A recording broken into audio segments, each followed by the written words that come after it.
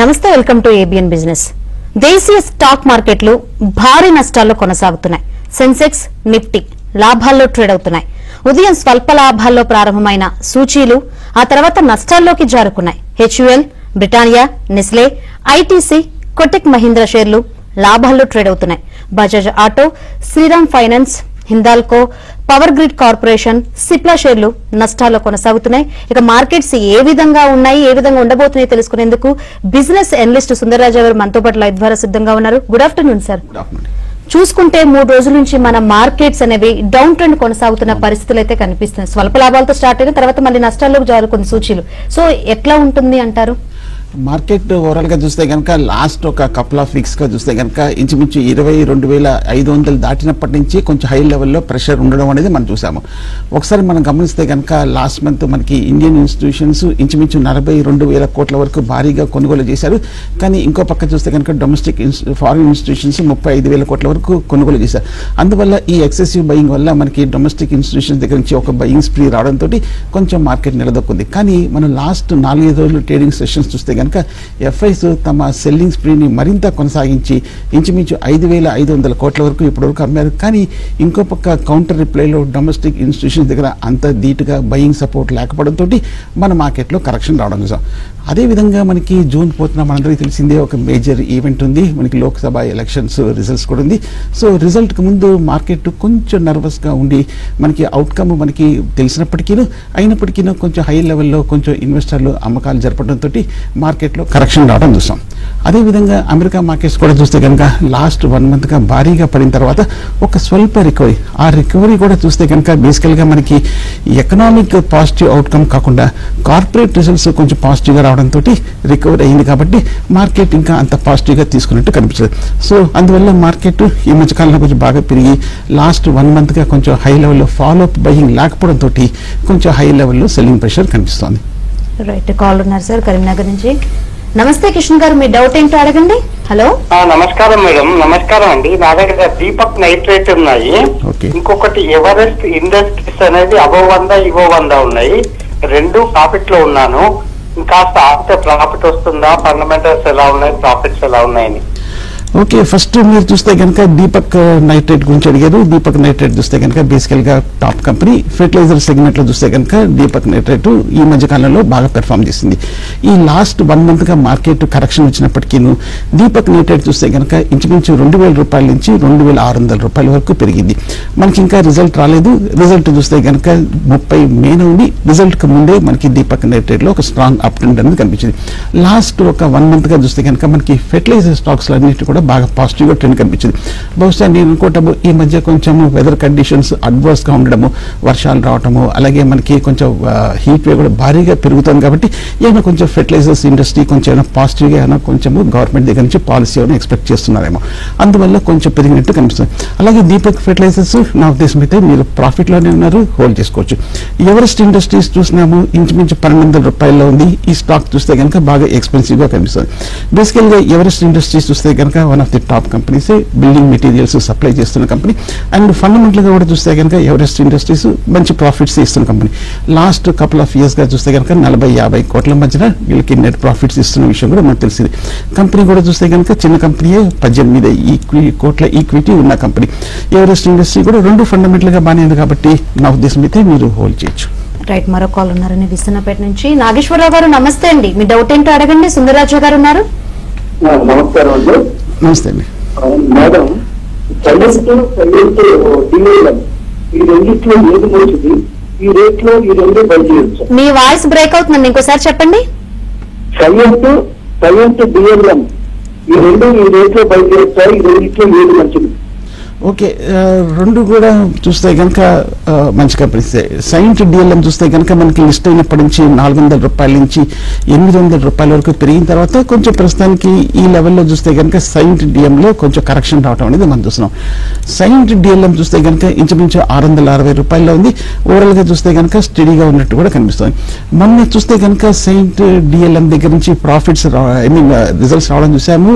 April 23వ తారీఖు result చూస్తే కనుక అనుకున్న దానికన్నా బాగా పాజిటివ్ గా రావడంతో ఈ స్టాక్ లో ఒక మంచి అప్ ట్రెండ్ అయితే కనిపించింది. నా ఉద్దేశం అయితే సైంట్ డిఎం అయితే నా ఉద్దేశం అయితే మీరు హోల్డ్ చేసుకోవచ్చు. అలాగే రెండో మేజర్ ఐటీ కంపెనీ సైంట్ గురించి అడిగారు. 1700 రూపాయల 80 రూపాయల్లో ట్రేడ్ అవుతుంది. వన్ ఆఫ్ ది ఫండమెంటల్ గా స్ట్రాంగ్ కంపెనీస్. వాల్యుయేషన్స్ కూడా చూస్తే కనుక కొంచెం పర్లేదు, అట్రాక్టివ్ గానే కనిపిస్తుంది.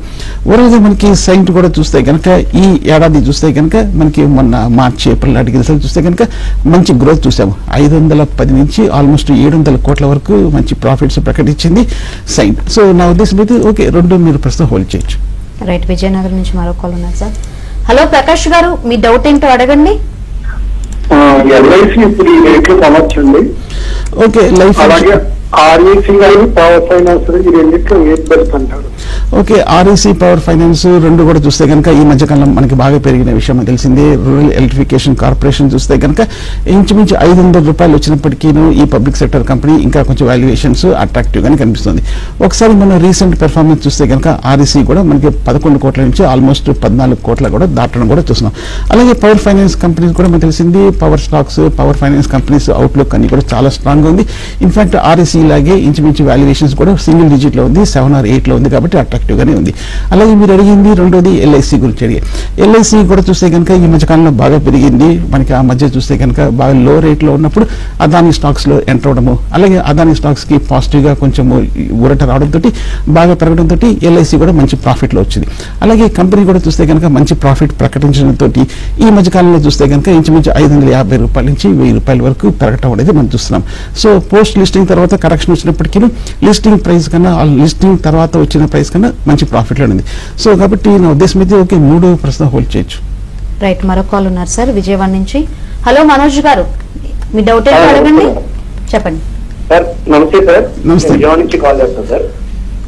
నమస్తే సార్ ఇంటెలెక్ట్ అనే స్టాక్ సార్.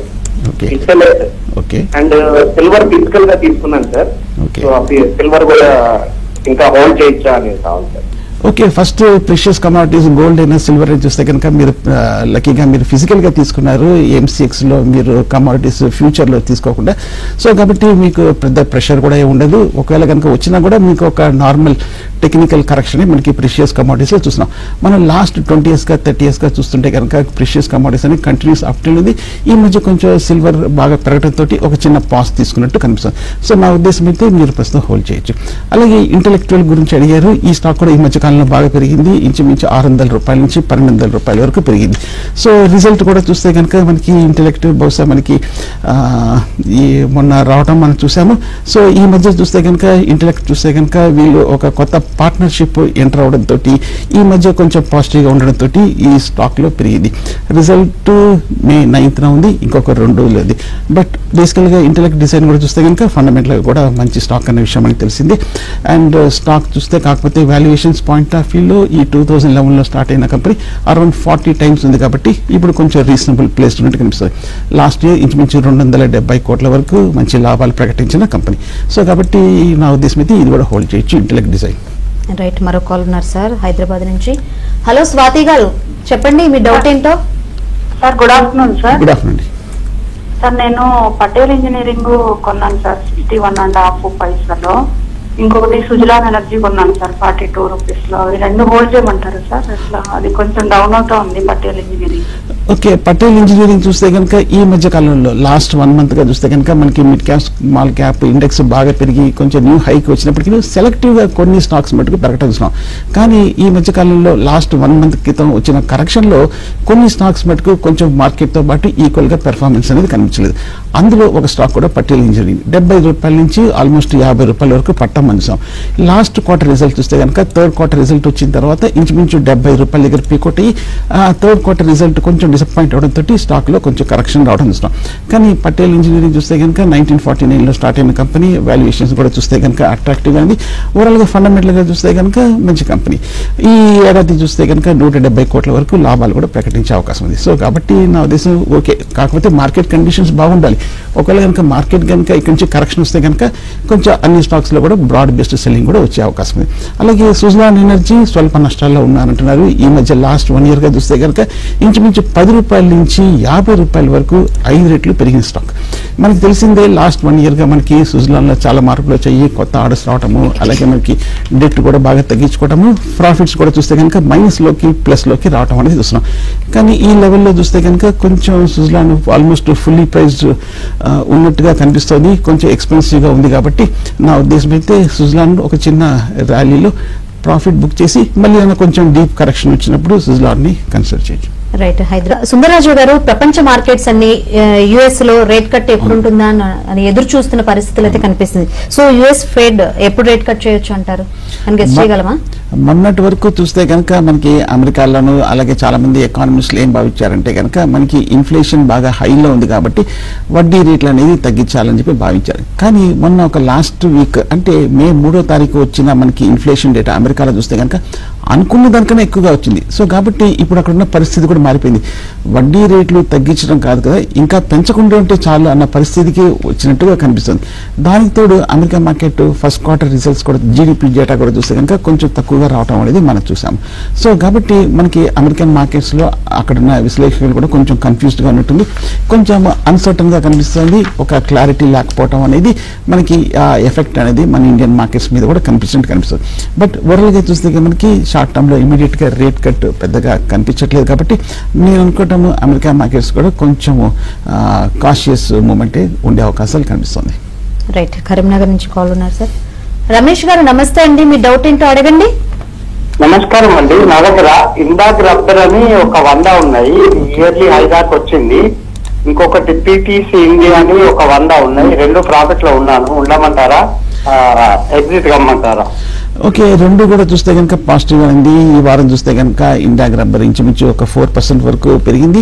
మనకి ఇండాగ్ రబ్బర్ చూస్తే కనుక రిజల్ట్ కూడా మనకి ఇవాళ ఉంది, బహుశా వచ్చినట్టుందేమో. అందువల్ల మనకి ఈ వారం చూస్తే కనుక ఈ స్టాక్ లో ఒక ర్యాలీ అనేది రావడం చూస్తున్నాం. ఇండాగ్ రబ్బర్ అయితే నా ఉద్దేశం అయితే ప్రస్తుతం హోల్డ్ చేయొచ్చు. ఓవరాల్ గా మనం చూస్తే కనుక వాల్యుయేషన్స్ కూడా చూస్తే కనుక అట్రాక్టివ్ గానే ఉంది. ఒకసారి మన ఫండమెంటల్ గా కూడా చూస్తే కనుక రిజల్ట్స్ కూడా పర్వాలేదు, రీజనబుల్ గా ఉన్నట్టే కనిపిస్తుంది. సో కాబట్టి ఇండాగ్ రబ్బర్ కూడా నా ఉద్దేశం అయితే మీరు హోల్డ్ చేసుకోవచ్చు. అలాగే మీరు అడిగింది పీటీసీ గురించి అడిగారు. పీటీసీ కూడా చూస్తే కనుక పబ్లిక్ సెక్టార్ పవర్ కంపెనీ. ఈ స్టాక్ కూడా చూస్తే కనుక ఈ మధ్యకాలంలో బాగా పెరిగింది, కాకపోతే స్టాక్ కొంచెం ఎక్స్పెన్సివ్ గా ఉన్నట్టు కనిపిస్తుంది. ఇంకా రిజల్ట్ కూడా రాలేదు, అండ్ రిజల్ట్ కూడా చూస్తే కనుక లాస్ట్ ఇయర్ తో పోలిస్తే కొంచెం ఎక్కువగా వచ్చే అవకాశాలు ఉన్నట్టే కనిపిస్తుంది. సో కాబట్టి నా ఉద్దేశం ఓకే, ప్రస్తుతానికైతే హోల్డ్ చేయొచ్చు, కాకపోతే పీటీసీ బాగా కొంచెం ఎక్స్పెన్సివ్ గా కనిపిస్తుంది. రైట్. మరో కాల్ ఉన్నారు సార్ వైజాగ్ నుంచి. రామకృష్ణ గారు నమస్తే అండి, మీ డౌట్ ఏంటో అడగండి.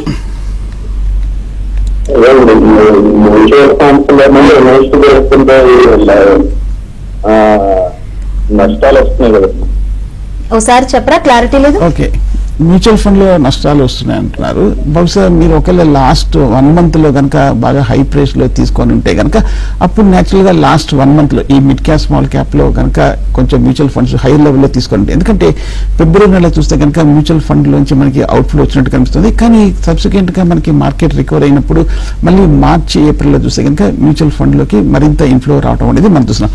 కొంచెం ఈ పీక్ లో కనుక తీసుకుంటే కనుక ఇన్వెస్ట్ చేస్తుంటే కనుక న్యాచురల్ గా కొంచెం మార్కెట్ కూడా కొంచెం పడింది కాబట్టి లాస్ట్ కపుల్ ఆఫ్ డేస్ గా, సో కొంచెం స్వల్ప మైనస్ లో అనేది ఉండడం అనేది సహజంగా మార్కెట్ తో పాటు మ్యూచువల్ ఫండ్ కూడా పెర్ఫార్మెన్స్ కూడా అలాగే ఉంటుంది. రైట్. మరో కాల్ ఉన్నారు సార్ విజయవాడ నుంచి. నమస్తే చంద్రశేఖర్ గారు, మీ డౌట్ ఏంటో అడగండి. నమస్తే సార్. నమస్కారం సార్, ఎన్ఎండిసి స్టీల్ కానీ సేల్ కానీ సార్, ఇంట్లో స్టాక్ పర్చేస్ చేయమన్నారు సార్. ఓకే, ఎన్ఎండిసి కానీ సెయిల్ కానీ ఓకే, 2 స్టాక్స్ కూడా చూస్తే కనుక ఈ మధ్య కాలంలో బాగా పెరిగిన తర్వాత ఎన్ఎండిసి ప్రస్తుతం ఎన్ఎండిసి స్టీల్ 70 రూపాయల దగ్గర కొంచెం రెసిస్టెన్స్ ఏర్పడి కొంచెం కరెక్షన్లకి దిగినట్టు కనిపిస్తుంది. కానీ 2 స్టాక్స్ కూడా కొంచెం బాగా పెరగటం అనేది మనం చూస్తున్నాము. ఎన్ఎండిసి స్టీల్ కూడా చూస్తే కనుక ఈ మధ్య కాలంలోనే మనకి లిస్ట్ అయిన ఎంటిటీ అన్న సంగతి మనకు తెలిసింది. అలాగే ప్రాఫిట్స్ పాయింట్ ఆఫ్ వ్యూలో కూడా చూస్తే కనుక ఇంకా అంత స్ట్రాంగ్ గా ఉన్నట్టు కనిపించట్లేదు ఎన్ఎండిసి స్టీల్. సో నా ఉద్దేశం అయితే 65-70 దగ్గర కొంచెం టాప్ అయినట్టు కనిపిస్తుంది షార్ట్ టర్మ్ లో. కాబట్టి కొంచెం ప్రాఫిట్లు ఉంటే కొంచెం హై లెవెల్ ప్రాఫిట్ బుక్ చేసి మళ్ళీ రీఎంటర్ అవచ్చు. సేల్ చూస్తే కనుక బేసికల్ గా స్టీల్ అథారిటీ ఆఫ్ ఇండియా కొంచెం స్లో అండ్ స్టడీగా ఉంటుంది. Extreme long term point of view అయితే ఓకే హోల్డ్ చేయొచ్చు. చాలా కాలం ఒక వీక్నెస్ తర్వాత ఈ మధ్య లాస్ట్ గా మొన్న డిసెంబర్ నాటికి కొంచెం లేట్ రికవరీ అనేది ఇంచుమించు 80-90 రూపాయల నుంచి 170 రూపాయల వరకు 70-80% వరకు పెరగటం అనేది మనం చూస్తున్నాం. సో కాబట్టి సేల్ కూడా నా ఉద్దేశం అయితే ప్రస్తుతానికి అయితే హోల్డ్ చేయొచ్చు. ఈ ఏడాది చూస్తే కనుక సేల్ లాస్ట్ ఇయర్ తో పోలిస్తే కనుక ఇంచుమించు 1,000 కోట్ల వరకు 3,100 కోట్ల వరకు అధికంగా లాభాలు వచ్చే అవకాశం ఉంది. అందువల్ల ఈ మధ్య కాలంలో బాగా పెరిగింది సేల్. ఓకే, రెండు కూడా ప్రస్తుతం హోల్డ్ చేయొచ్చు. రైట్, మరో కాల్ ఉన్నారు సార్ ఒడిశా నుంచి. ఉదయ్ శంకర్ గారు నమస్తే అండి, మీ డౌట్ ఏంటో అడగండి. బిజినెస్ అనలిస్ట్ సుందరరాజు గారు. నమస్తే. ఎనర్జీ రేట్ లో తీసుకోవచ్చు సార్? వద్దండి, ఇందాక మనం అనుకున్నాం కదా, ఈ మధ్య కొంచెం బాగా పెరిగిపోయి ఇప్పుడే కొంచెం కరెక్షన్ లో ఉంది కాబట్టి కొంచెం ప్రస్తుతానికి వెయిట్ చేయొచ్చు సుజలార్లో. రైట్, ఐపీఓస్ ఏమైనా ఉన్నాయా సార్? ఐపీఓస్ చూస్తే కనుక ఈ వారం అంటే రేపు 12-13వ తారీఖు వరకు చూస్తే కనుక ఇంచుమించు 10 ఐపీఓలు ఉన్నాయి. ఈ 10 ఐపీఓలు చూస్తే కనుక 3 ఐపీఓలు మటుకు మెయిన్ బోర్డుకి సంబంధించినవి, మిగతా 7 ఐపీఓలు మటుకు స్మాల్ అండ్ మీడియం ఎంటర్ప్రైజెస్ కి నుంచి సెగ్మెంట్ నుంచి వస్తున్న ఐపీఓస్. సో ఐపీఓలు చూస్తే కనుక ఈ మధ్యకాలంలో మనకు తెలిసిందే పెర్ఫార్మెన్స్ కూడా కొంచెం అంత పాజిటివ్గా లేకపోవడం చూస్తున్నాము. చాలా స్పెక్యులేటివ్ యాక్టివిటీ కూడా వస్తుంది. సో కాబట్టి మనకి పోస్ట్ లిస్టింగ్ తర్వాత మనకు ఒకవేళ మనకి కొన్నిసార్లు ముందే మనకి అంత క్లియర్ ఇన్ఫర్మేషన్ ఉండదు కాబట్టి పోస్ట్ లిస్టింగ్ తర్వాత అట్లీస్ట్ ఒక క్వార్టర్ రిజల్ట్ వచ్చిన తర్వాత అప్పుడు నా ఉద్దేశం ఐపీఓలో కన్సిడర్ చేయొచ్చు. రైట్, యూర్ నుంచి కాల్ ఉన్నారు సార్. హలో కృష్ణ గారు నమస్తే అండి, మీ డౌట్ ఏంటో అడగండి. నమస్తే అండి, నా దగ్గర రైల్టెల్ ఐఆర్ఎఫ్సి అండి, రెండు 30-40% ప్రాఫిట్ లో ఉన్నాను. మరి కంటిన్యూ చేయమంటారా? I can hold it for some time. మరి కంటిన్యూ చేయమంటారా? ప్రాఫిట్ బుక్ చేయాలంటారా? ఓకే, రైల్టెల్ కూడా ఈ మధ్యకాలంలో బాగా పెరిగిన విషయం మనకు తెలిసిందే. 100 రూపాయల నుంచి 480 రూపాయల వరకు 4-5 రెట్లు పెరిగిన విషయం మనకు తెలిసిందే. రైల్టెల్ చూస్తే కనుక మొన్న రిజల్ట్ రావడం చేశాము. రిజల్ట్ తర్వాత స్టాక్ లో కొంచెం కరెక్షన్ రావడం అనేది మనం చూస్తున్నాం. రైల్టెల్ చూస్తే కనుక మొన్న 4th క్వార్టర్ రిజల్ట్స్ కూడా చాలా స్ట్రాంగ్ ఉంది. అలాగే మనకి ఒక లాస్ట్ వీక్ కూడా చూస్తే కనుక $4.4 మిలియన్ వరకు ఒక మేజర్ ఆర్డర్ రావడం కూడా చూస్తున్నాం. కానీ ఇవన్నీ కూడా డిస్కౌంట్ అయ్యి ఈ మధ్యకాలంలో బాగా పెరిగిన తర్వాత stock almost 50 times earnings trade అవుతుంది కాబట్టి కొంచెం ఎక్స్పెన్సివ్ గా కనిపిస్తుంది. నా ఉద్దేశం అయితే కొంచెం పార్షియల్ గా ప్రాఫిట్ బుక్ చేసుకోవచ్చు RailTel. Indian railway finance corporation కూడా చూస్తే కనుక 150 రూపాయల్లో ఉంది, 33 టైమ్స్ టర్నింగ్ ట్రేడ్ అవుతుంది. ఈ మధ్య ఈ స్టాక్ కూడా బాగా పెరిగిన విషయం అని తెలిసింది. నా ఉద్దేశం కూడా ఒక పార్షియల్ గా ఒక 50% ప్రాఫిట్ అనేది బుక్ చేసుకోవచ్చు. అండ్ ఈ ఏడాది చూస్తే కనుక మనకి లాస్ట్ 2-3 క్వార్టర్లు బట్టి చూస్తుంటే కొంచెం ఫ్లాట్ రిజల్ట్స్. లాస్ట్ ఇయర్ చూస్తే కనుక 6,300 కోట్ల లాభం ఉంటే ఈ ఏడాది కూడా ఇంచుమించు 6,000 కోట్ల లాభాలు ఉండే అవకాశం ఉంది కాబట్టి అందువల్ల లాస్ట్ ఒక 3 నెలలుగా పెద్దగా మూవ్మెంట్ అయితే లేదు. సో రెండు కూడా కొంచెం పార్షియల్ గా ప్రాఫిట్ బుక్ చేసుకోవచ్చు రైల్టెల్ అండ్ ఐఆర్ఎఫ్సిలో. రైట్, ఇప్పుడు ఎలక్షన్స్ జరుగుతున్నాయి, రిజల్ట్స్ కూడా జూన్ 1st వీక్ లో వచ్చే ఛాన్స్ ఉంది. సో ఇటువంటి సమయంలో ట్రేడర్స్ గానీ ఇన్వెస్టర్స్ గానీ ఎటువంటి జాగ్రత్తలు తీసుకోవాలి అంటారు? ఒక మేజర్ ఈవెంట్ ముందు ఒకసారి మన జనరల్ గా మార్కెట్ ఏ విధంగా ఎక్స్పెక్టేషన్స్ ఉన్నాయి, ఏ విధంగా మూవ్మెంట్ ఉన్నది మనం చూడాలి. సో ఎక్స్పెక్టేషన్స్ చూస్తే కనుక మళ్ళీ మనకి సెంట్రల్ గవర్నమెంట్ లో మళ్ళీ మనకి బీజేపీ వస్తున్న ఎక్స్పెక్టేషన్స్ ఉన్నాయి కాబట్టి దాని తగ్గట్టుగా ఈ మధ్యకాలంలో మార్కెట్ కూడా భారీగా పెరిగిపోయింది. సో ఆల్రెడీ పూర్తిగా రియాక్ట్ అయిపోయింది, పూర్తిగా రిఫ్లెక్ట్ అయిపోయింది కాబట్టి కొంచెం ప్రస్తుతానికి మేజర్ ట్రిగర్స్ లేదు. నెక్స్ట్ మేజర్ ట్రిగర్ చూస్తే కనుక జూన్ 4th ఇందాక అనుకున్నట్టుగా రిజల్ట్స్ మనకి ఏ విధంగా ఉంటుందని మార్కెట్ భావిస్తుంది. సో ఆ తర్వాత నా ఉద్దేశం అయితే మళ్ళీ మార్కెట్ మూవ్మెంట్ తీసుకునే అవకాశం ఉంది. అప్పటి వరకు సో ఒక మేజర్ ఈవెంట్ రిజల్ట్స్ ఎక్స్పెక్ట్ చేస్తున్నారు కాబట్టి దానికి ముందు కొంచెం మార్కెట్ స్లైట్ నర్వస్ లో ఉన్నట్టు కనిపిస్తుంది. Right, thank